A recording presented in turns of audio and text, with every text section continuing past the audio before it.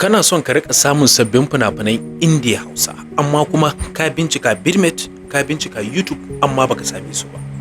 Wai me ke faruwa? Dalilin da ya sanya baka iya samun sabbin fina-finai saboda baka neme su ta hanyar da ya dace ba. Hanya ta farko shine wannan namba. Ta wannan namba kadai za ku iya samu na sannan ku yi min magana akan matsalolinku na rashin samun sabbin fina-finai. Na tabbata muku da yadda Ubangiji zan tabbatar da na sa ku cikin group na VIP. To amma tambayar anan shine, shin ta yaya za a yi a sa mutum cikin group na VIP? Yana da kyau ka san cewa duk lokacin da ka yi min magana ta wannan namba akan WhatsApp, ka yi min magana direct na cewa kana son fina-finai, to tabbas za ka biya kuɗi ne kalilan wanda za mu aintaya ka cikin group namu na VIP.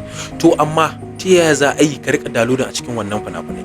Group ɗinmu yana da fina-finai sama da kusan 10,000 yanzu haka, wanda idan muka sanya ka kana da damar da za ka iya soke kowane fim kyauta ba tare da ka wahala ba. Wannan ita ce hanya mafi sauki wacce za ka iya amfani da ita domin ka rika samun sabbin fina-finai. Kamar yadda kuka sani dai, hallo, sunana Muhammad Abdul, ni ne shugaban sashi na bangaren fina-finai. A yau na zo muku tallata muku sabbin fina-finai waɗanda suka fito a kasuwa. Ranar Lahadi ma za mu saki sabbin fina-finai wanda suka yi kama daga Kishin, Kasa da dai sauransu. Wayannan fina-finai zan iya cewa sun samu fassara ingantacce. Ban cika son ina fitowa ina muku bayanan akan fina-finai ba don kuwa ba, saboda kada wasu su ce abun ƙarya ne da sauransu. Kafin ka ƙaryata yana da kyau ka jarraba, domin duk labarin da su za su baka muddin baka jarraba ba to tabbas za ka fada cikin duhu.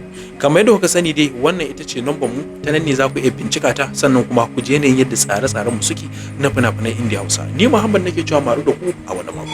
Nagode.